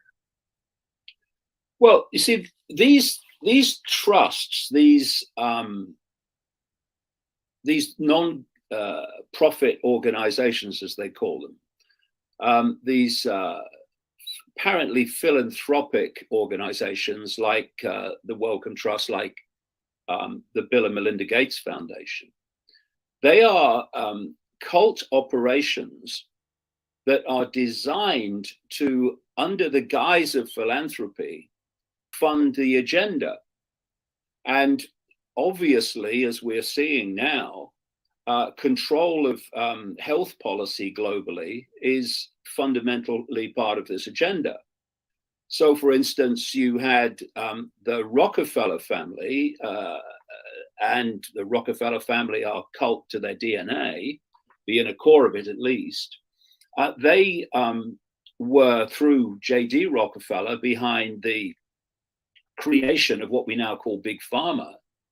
They were the ones that targeted the traditional methods of healing, banned them where they could, marginalized them, demonized them, and replaced them with allopathic medicine, scalpel and drug medicine. And so Big Pharma was formed. And it was the Rockefellers that were behind the creation of the World Health Organization in 1948. And all involved in this manipulation of more and more centralization of control of the health policy of the world were the Bill and Melinda Gates Foundation, who absolutely fund everything that moves in what we call health, laughingly. And also the Wellcome Trust is involved in this very much as well. And what you find again and again is when so-called scientists come out and give you the official story of COVID and the official narrative and tell you that we need lockdown, we need fascist impositions, we need the fake jab, they are again and again, over and over, connected to funding from the Wellcome Trust and the Bill and Melinda Gates Foundation. And then you look at the World Health Organization today, which was created by the Rockefellers for a specific purpose, and that is to control health policy under one roof. See, when there's a few of you and you want to control the many, you have to centralize decision-making and the power to make decisions. The more you centralize power, the more power you have in the hands of the few over the many. And so with the World Trade Organization, the World Health Organization, they want power over these different areas of human life and society under one roof. So now you have the World Health Organization controlled by Bill Gates, who is a long time, like the Gates family in general, long time close associates of the Rockefellers. And Gates controls the World Health Organization through funding. The Director General, Ted Ross, worked for Gates-funded organizations before he was appointed, in effect, by Gates as Director General of the World Health Organization. And that has been the central body in the COVID era that's dictated everything. Everything's been dictated through them. And so when you start to see how these different elements, because if you come out through the cusp organizations, you come into the world of the scene, and this web goes right out into the world of the scene. But of course, you don't see it. You see governments, you see the Silicon Valley corporations, the Facebooks, the Googles, the YouTubes, the Twitters. You see the banking system, you see health organizations, World Health Organization, for instance. You see media, big media in various forms. And what you don't see is the fact that the cult ultimately controls all of it. So you've got a view of the world that people have where everything is apart from everything else. So you have the World Health Organization here, you have Silicon Valley there, you have the drug and vaccine regulators here, you have governments there, and they're all kind of in and of themselves. What really allows the pennies to drop is when you realize that if you go deep enough into these organizations, you will hit the web. So the web, the cult web, dictated in terms of its policy by the spider in the center of the web, controls the World Health Organization. And it it created many of the Silicon Valley giants. And the web also controls the big pharma cartel. It created it. And it controls the apparently independent, what a joke, government regulators that's supposed to regulate and protect us from the extremes of big pharma. And of course, the extremes of big pharma are extraordinary in their extremes. So if you see all those things as in and of themselves, you'll see the world a certain way. And you'll have many questions. You might ask at the start of the COVID era, why Facebook and Google and YouTube announced that they were going to censor anyone who challenged and exposed the World Health Organization agenda. You'd say, well, why are you doing that? You're supposed to be platforms for the free flow of information and the exchange of opinion. But once you realize that Silicon Valley and the World Health Organization are controlled by the same web, what you have is the cult-controlled World Health Organization's narrative being protected by the cult-owned corporations of Silicon Valley. And then when the big pharma, the Pfizers and the Modernas and this Johnson & Johnsons and all that stuff go to the regulators like the CDC and the FDA, or in Britain, the MHRA, you know they're going to get permission for what they want. We want to use our fake vaccines for younger and younger people. You know they're going to get permission because the CDC and the FDA in America are controlled by the same cult that owns Big Pharma. So the cult is going to the regulators to ask for permission to do what the cult wants. And suddenly the whole world opens up and you start to see that nothing in terms of mega world society changes is random. It's planned. And in Britain, you had this government vaccine advisory committee, who for the first time and the only time, and probably the only time, they pushed back a bit. when the government wanted to open these fake vaccines to 12 to 15-year-olds, this government advisory vaccine committee said, well, no, we shouldn't give them to healthy 12 to 15-year-olds. So the cult agenda is like, had some pushback. So that can't be allowed. So what the British government said, instead of saying, oh, well, that's fair enough. Yeah, okay. We've accepted your advice before because you gave us the advice we wanted. Now you're not. Oh, we're not. So they got this psychopath, and he is a psychopath, the chief medical officer for England, a bloke called Chris Whitty, to reconsider the decision, not on a health basis, because the Vaccine Advisory Committee has covered their health, but maybe on for other matters, for other criteria. And you knew when they did that Whitty, a cult operative, was going to come along and say, actually, having considered it, we are going to open the fake vaccine to 12 to 15-year-olds, which is exactly what he did. And he did it on the grounds of, oh, well, it will help to keep the schools open. And we had a similar thing happen in the United States with our FDA recommendation committee that got overruled by the head of the FDA. So yeah, it's very good. Because it's globally coordinated. You know, the stories in America mirror the stories in Britain, mirror the stories in France, mirror the stories in Australia, because it's coordinated. And once you see how this fits together, what the agenda is, where they're taking the world, and how this web operates, the world is an open book suddenly. And that's what I tried to do in the Renegade book, is give people new to this this structure, because once you see the structure, you read the paper, you see a news report, and it's like, I can see why they're doing that now, whereas you couldn't before. Yeah, the framework. Exactly. So we have an international audience. We have people watching in Australia sending in questions, and I have people all over the United States. We also have a few folks in England, but not that many. Your audience, I think we're simulcasting in England right now and the UK, so there may be European questions that come up. But the first thing we wanted to ask was, we don't want to try to benefit financially ourselves. We're a citizen journalist organization. Do we have your permission to just push this interview out to anyone who wants to rebroadcast this? Oh, absolutely. Yeah, okay. That's good. Interesting experience for me in the early 1990s, that I would come across information and I would conclude from that information what was going on.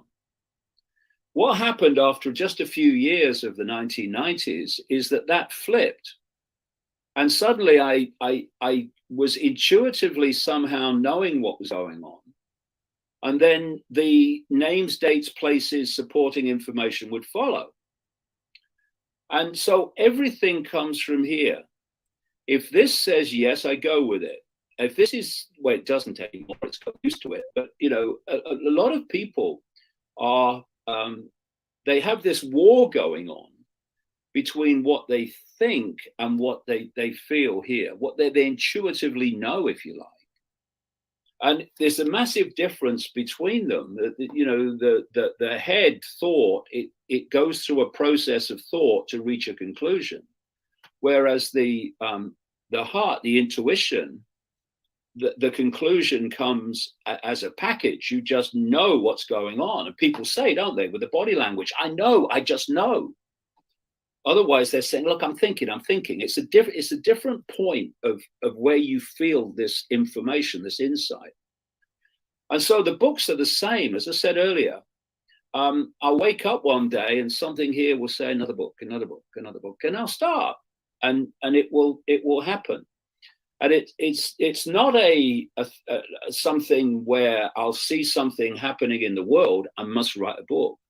It's that I just get this feeling that I need to write COVID insanity, and those that have gone along with it because they're frightened of not going along with it. And you've got the group that says we're not going along with it. So the dynamic in English society is the same, but there's a big number of those who are not going along with it. And what is also happening is, you know, a lot of people didn't have the first 2 jabs because they feared some virus. They had them because they thought, if I have them, we can go back to normal and end this nonsense. And now they're being told, in England, they're being told, in other countries, they're being told that fully vaxxed now is 3. And in Israel, it's soon to be 4. And that's made a lot of people go, hold on a minute, where is this going? If they keep rolling out these more and more fake vaccines, or vaccines as they're perceived to be by people that haven't researched them, then I could have 5 of these things and refuse the 6th. And then I'm going to go back to being able to do nothing more than people who have had none. And excuse me. So what we're seeing, we're certainly seeing it in England, and I've seen it in the marches in London and the rallies in London, is more and more people who have had the first 2. In fact, there's a lady I mentioned earlier, just down the road from here. I had a cup of tea, a cup of coffee, and she'd had 1 and was having no more. She had a bad reaction, but she was having no more. So these people are increasingly coming over to join the support of the pushback of those who've not had them at all. So the numbers are increasing. And the British government, well, the English government in this case, knows that. And so it's making these choices. I mean, they were winding people up to Christmas, before Christmas, to actually do what they did last year, which was to impose lockdown at Christmas. But they decided not to. They said in September but at the end of September, they were going to introduce vaccine passports. But 2 days later, they said, actually, we've decided not to. And it's all about making this analysis.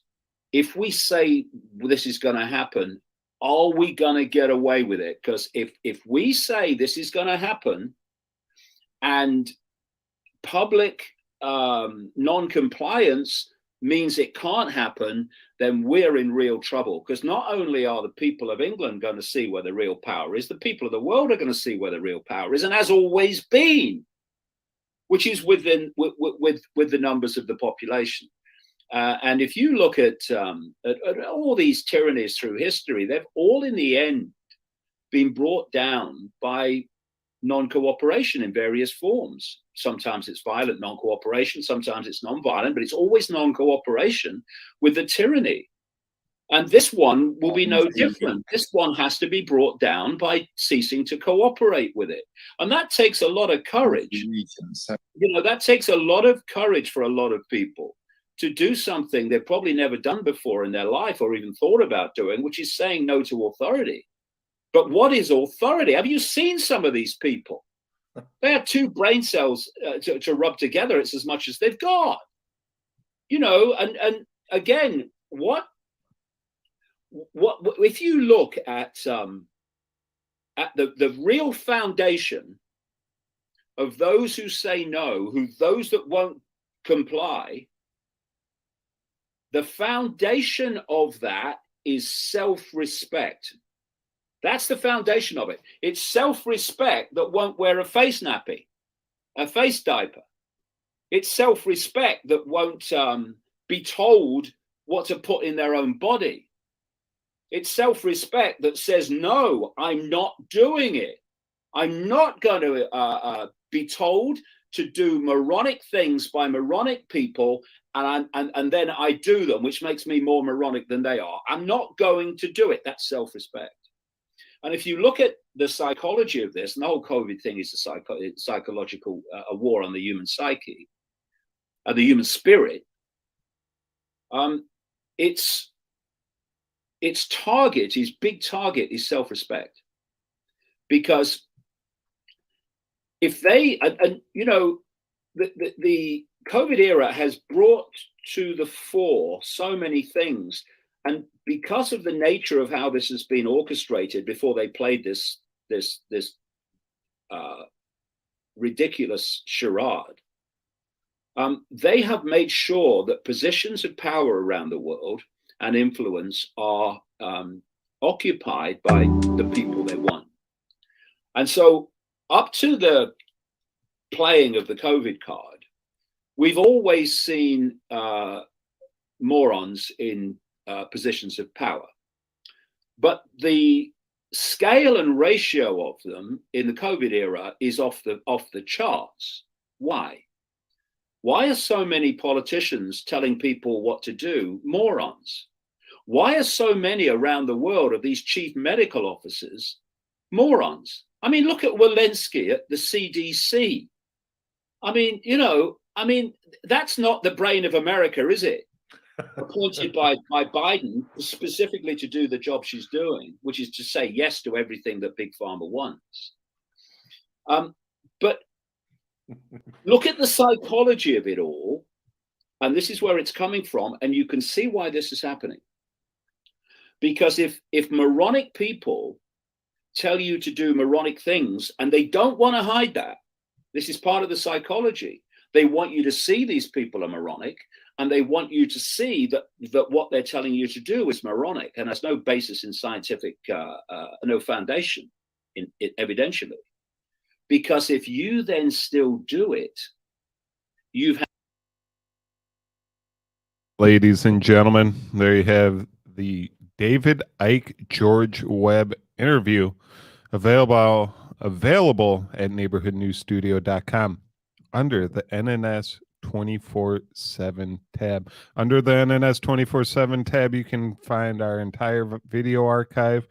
We're attaching research articles to the videos and making them a little bit easier to follow along. And we're at the bottom of the tab. You'll find all of our research.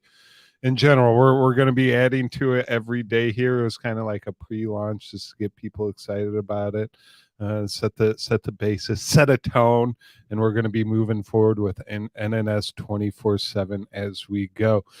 So there you have Research Roadshow with George Webb. Everyone watching on George Webb's Facebook right now, make sure you go over to neighborhoodnewsstudio.com and watch Mark Kulacz and Housatonic Live coming up next at 2 p.m. And to the rest of you guys, yeah, Mark Kulacz coming on after this wonderful intro that he made. I couldn't find the updated one, Mark, so you're gonna have to live with the old one for one more day. But here we go.